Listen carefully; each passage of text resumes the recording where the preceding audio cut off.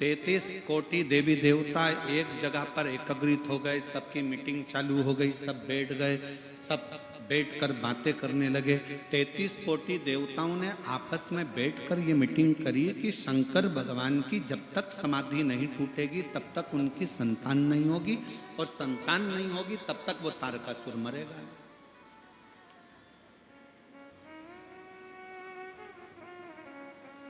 तारकासुर को मारने के लिए शंकर भगवान की समाधि को तोड़ना जरूरी है, पर तोड़ेगा कौन?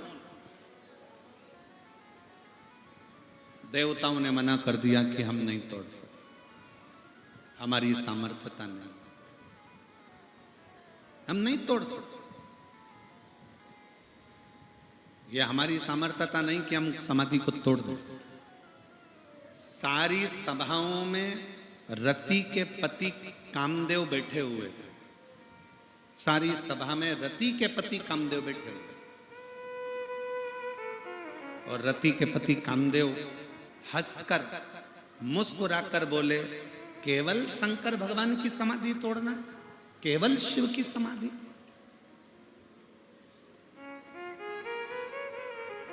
और फिर निवेदन है,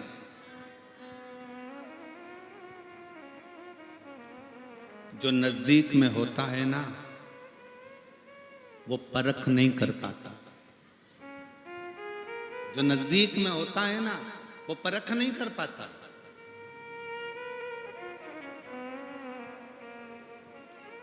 आधे से ज्यादा तो घर के लोग अपने बच्चों का विल पावर कमजोर कर देते, तेरे बस का नहीं है, तू आगे नहीं बढ़ सकता, तू एग्जाम पास नहीं कर सकता, तू ये नहीं कर सकता, तेरी सरकारी नौकरी नहीं लग सकती, क्यों फालतू के पीछे पड़ा हुआ है, चल दुकान पर जाना चालू कर, व्यापार चालू कर, काम धंधा चालू कर। बल्कि अपने घर के बच्चों का विल पावर मजबूत करिए और अपने घर के बच्चों से कहो, भले जंगल में रहते हैं, भले अपन कहीं पर भी निवास कर रहे हों, भले अपना कामकाज ज्यादा नहीं है, पर मुझे विश्वास है बेटा तू एक ना एक दिन नाम रोशन जरूर करेगा, कर मेहनत, अपनी लगनता से काम, तू अपनी लगनता से काम कर, एक दिन तू नाम रोशन जरूर करेगा। तो ये निश्चित है, आपका दिया गया संस्कार, आपका करी हुई मेहनत और आपका किया गया वचन, आपके बच्चों को जब आप बल दोगे तो एक दिन अच्छा काम करेगा, तू एक दिन अच्छा कर सकता है, तुझ में वो बल है तो सब कुछ कर सकता है, तू डॉक्टर भी बन सकता है तो तू इंजीनियर भी बन सकता है, तू कलेक्टर भी बन सकता है तो एसपी भी बन सकता है, तुझ में वो बल है। कर मेहनत, पढ़ाई कर, मेहनत को 4 गुना बढ़ा, अच्छा काम कर, देख फिर तू एक ऊंचे सिंहासन पर बैठेगा। जब हम अपने बच्चों को बल देते हैं, अपने बच्चों को आगे बढ़ाने की सक्षमता प्रदान करते हैं, तो एक दिन उस घर का बच्चा अपना नाम रोशन जरूर करता है, जरूर करता। अब पहले से ही आपने विचार कर लिया तेरे बस का, एक पत्र है देखिए,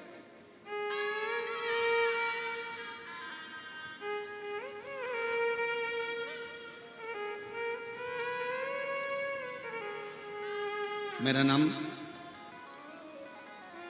श्रीमती अनसुईया सोनबोईर है, कहीं बैठी हो अनसुईया सोनबोईर। मेरा निवास स्थान दुर्ग, जिला दुर्ग, छत्तीसगढ़ से आई है। आप ही हैं? एक बार हाथ हिलाओ, वापिस आ जाइए, एक बेलपत्र लेकर जाइएगा, आ जाओ। मेरा नाम श्रीमती अनसुईया सोनबोईर है, मेरा निवास स्थान दुर्ग, जिला दुर्ग की हूँ। मैं यहाँ पर 7 दिन के लिए कथा श्रवण करने के लिए बाबा के इस पवित्र धाम में आई।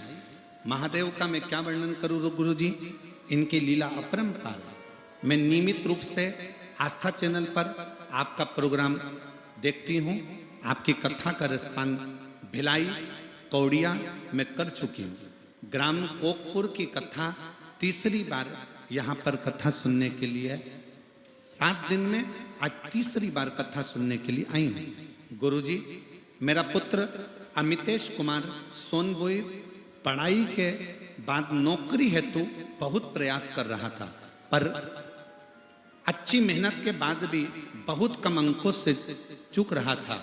इसी बीच मेरी ननंद एवं नंदोई द्वारा मुझे सलाह दिया गया कि मेहनत के साथ साथ पंडित प्रदीप मिश्रा जी द्वारा बताए अनुसार शिव मंदिर में जाकर शिवलिंग पर एक लोटा जल चढ़ाया करो। मेरा पुत्र बहुत पहले से ही शिव मंदिर जाता था, पर जल चढ़ाने का तरीका, शिव को रिझाने का तरीका हमको नहीं आता था। मेरे बेटे को मैंने कहा तू हिम्मत मत हारना, चौगनी मेहनत कर और अब की बार बेलपत्री पर शहद लगाकर एग्जाम देने जा। मैं बाबा को धन्यवाद देने के लिए आई हूँ। आज मेरा बेटा शिक्षक बन गया और सरकारी स्कूल में शिक्षक बनकर बच्चों को पढ़ा रहा है और गवर्नमेंट टीचर बन गया है। मैं बाबा को यहाँ पर नमन करने के लिए आई हूँ, अनसुईया सोनपुर दुर्ग से।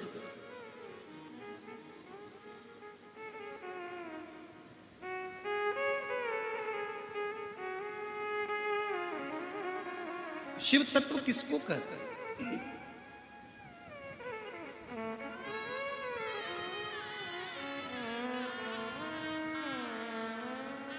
जब आपकी मेहनत,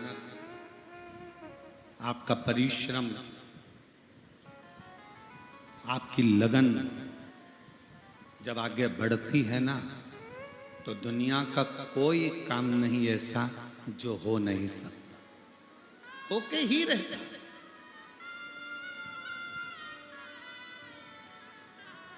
अब व्यक्ति पहले से ही सोच ले मेरे बस का है ही नहीं, मेरे बस का है ही नहीं, मेरे बस का है ही नहीं।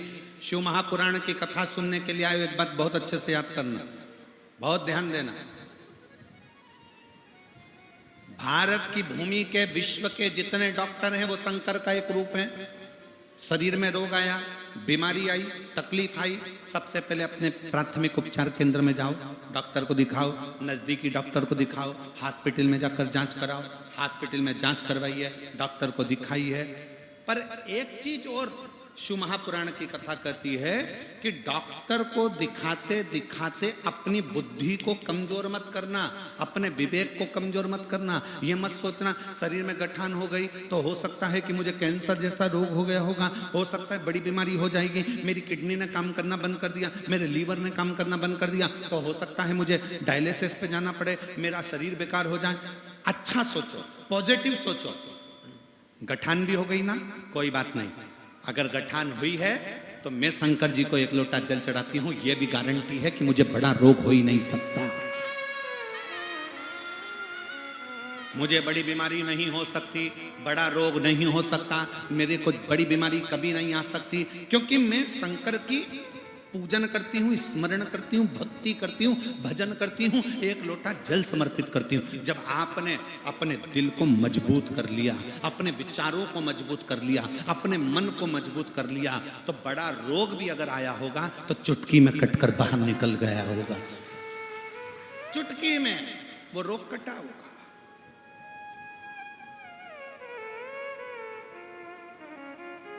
कल एक पत्र पढ़ा था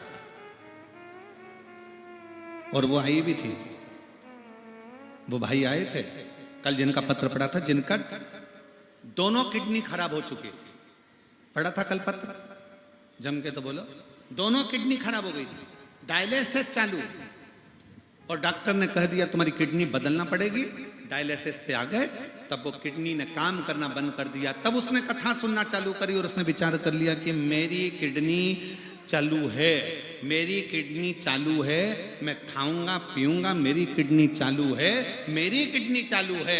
और बाबा ने ऐसा कर दिया कि उसकी किडनी चालू हो ही गई। अपने भीतर का विश्वास, अपने भीतर का बल अपन को प्रबल बनाता है। और उसी में आज एक पत्र आया है लीवर का। एक व्यक्ति के दोनों उसके जो लीवर थे, वो लीवर ने काम करना ही बंद कर दिया। देखिए,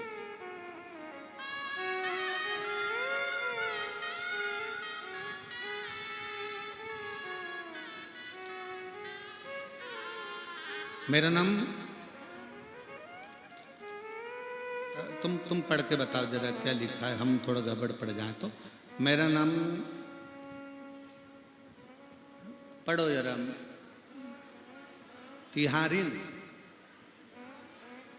तिहारिन बाई यादव कहीं बैठी हो तो हाथ हिला सकती हैं। ग्राम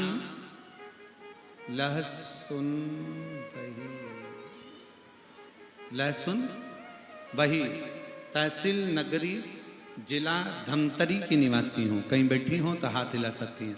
आप ही हैं? आ जाओ, एक बेलपत्र ले जाना, आ जाइए।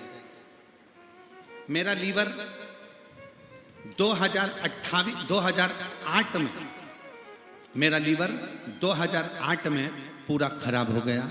मेरे लीवर ने काम करना बंद कर दिया। अब जरा देखिएगा कौन सा सन चल रहा है, 2025। खराब कब हुआ था? 2008। 2008 में मेरा लीवर पूरा खराब हो गया, डैमेज हो गया, लीवर ने काम करना बंद कर दिया। डॉक्टर ने ऑपरेशन का कह दिया, पर डॉक्टर जब ऑपरेशन का बोले, हमारी आर्थिक स्थिति ठीक नहीं थी, हम ऑपरेशन नहीं करवा पाए। तब हम दवाइयाँ लेते लेते रहे, पर हर साल डॉक्टर कहता रहा कि लीवर बदलना पड़ेगा, लीवर डैमेज है। 2008 में ही आपकी कथा हमने टीवी पर सुनी थी, और 2008 में कथा सुनी, 2009 2010 निकला, और बाबा की कृपा से आज मैं बाबा को धन्यवाद देने के लिए सामने आई हूं कि मेरा लीवर पूर्ण तरह से काम कर रहा है और मेरा लीवर ठीक हो गया। ये शिव तत्व है। आप किसके आश्रित हो, किसके भरोसे हो? जब आपने मन में सोच लिया, विचार कर लिया कि मुझे कोई बड़ी बीमारी नहीं है, तो वो बीमारी नहीं आएगी। तुमने सोच लिया मेरे घुटने तो बड़े बेकार हो गए, नीचे बैठते ही नहीं बने, नीचे बैठते ही नहीं बने, तो वो घुटने वैसे ही होते चले जाते हैं और फिर नीचे बैठने के लायक तुम होते ही नहीं हो। तुमने सोच लिया कि मेरे घर की बहू तो बेकार ही है, दिन भर गाली देती है, तो वो बहू एक ना एक दिन बेकार होती चली जाती है। तुमने सोच लिया कि मेरी बहू जैसी कोई नहीं है, तो वो बहू एक नंबर होती चली जाती है। ये तुम्हारे मन की धारणा।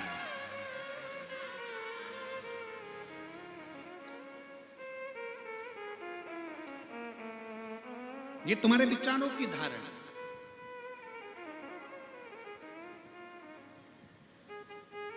कोई व्यक्ति अगर गंदा नजर आता है ना, तो उसे वो गंदा ही दिखेगा। जितनी बार देखोगे ना, उसमें गंदगी नजर आएगी। कोई व्यक्ति बेकार नजर आएगा ना, तो उसमें बेकार ढूंढते रहोगे, बेकार ढूंढते रहोगे, बेकार ढूंढते रहोगे। ये तो ऐसा है, ये तो वैसा है, ये तो ऐसा है, ये तो वैसा है।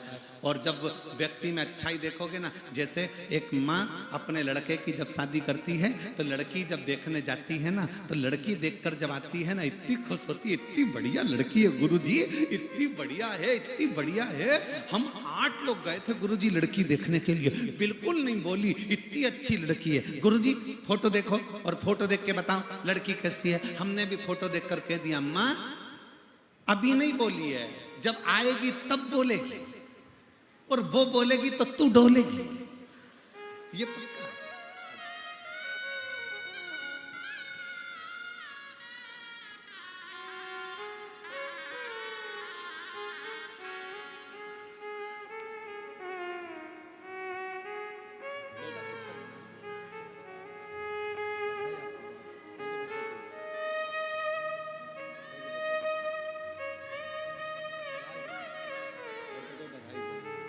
एक बार जोरदार ताली बजाओ।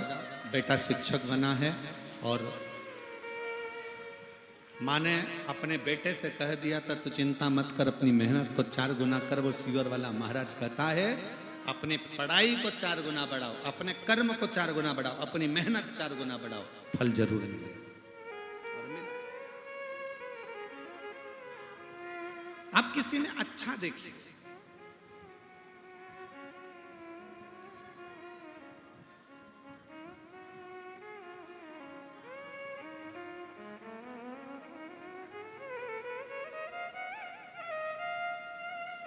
एक बात आप लोगों से पूछें, उत्तर दोगे क्या? कांकेर वाले को पुर वाले जम के तो बोलो जरा।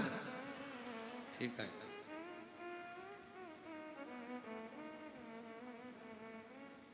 दुनिया में कोई भी ताला बिना चाबी का बनता है क्या? जम के बोलो जरा। नहीं।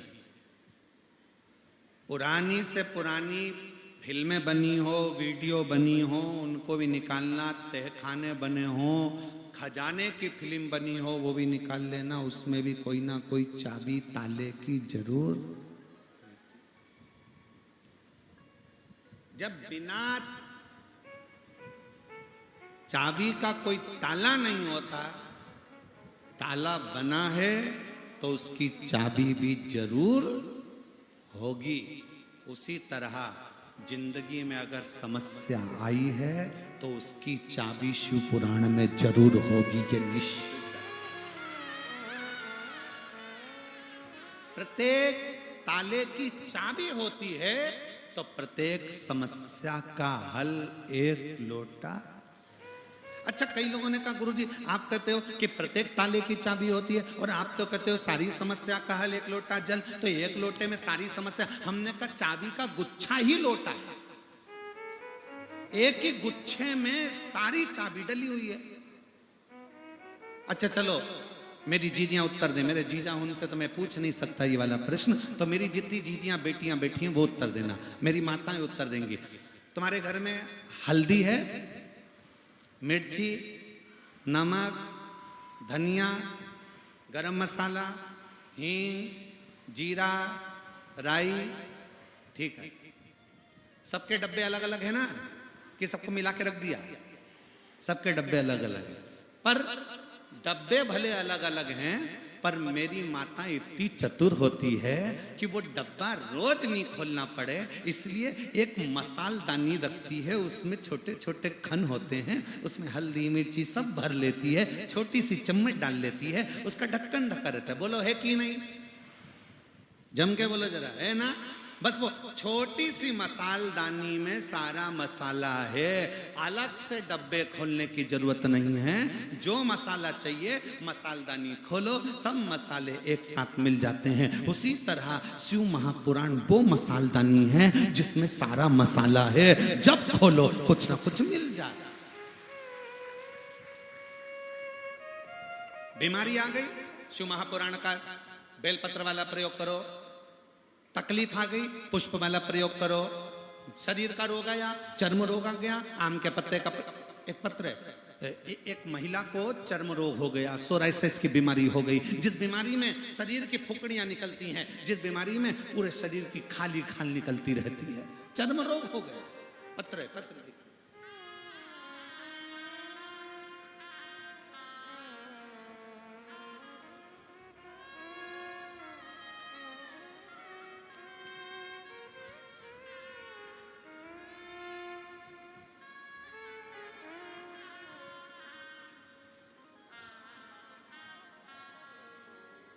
तेश्वर कुमार जैन, अलबेला पारा, अलबेला पारा, कांकेर। मोबाइल नंबर ये है, कहीं बैठे हो तो हाथ हिला सकते हैं, आप ही हैं, आ जाओ, एक बेलपत्र ले जाना। गुरुदेव, एक लोटे जल का मैं क्या वर्णन करूं। 1993 में भारतीय सेना में मैं नौकरी में लग गया। 5 साल बाद 1998 से मेरे शरीर में सोराइसिस की बीमारी हो गई।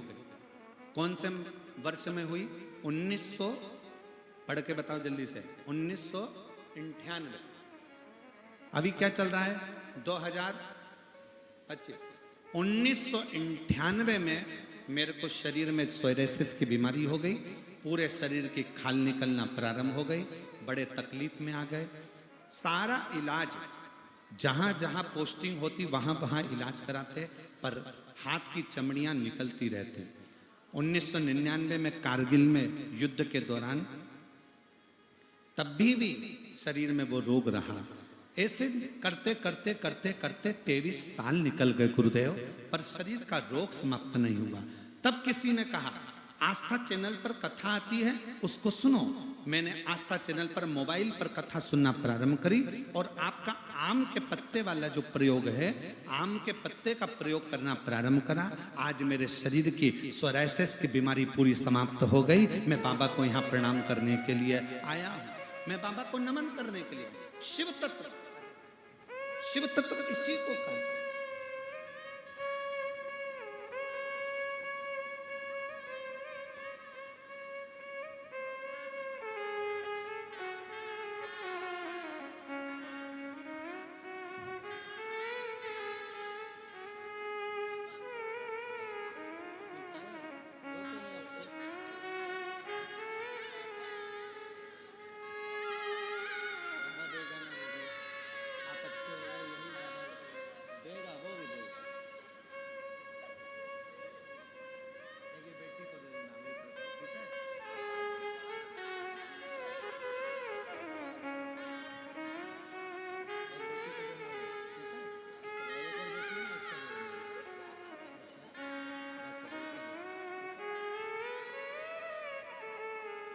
लीवर पूरा डैमेज हो गया था 2008 में, और बाबा की कृपा से लीवर ने काम करना प्रारंभ करा। एक बार जोरदार ताली बजाकर साधुता दीदी के लिए।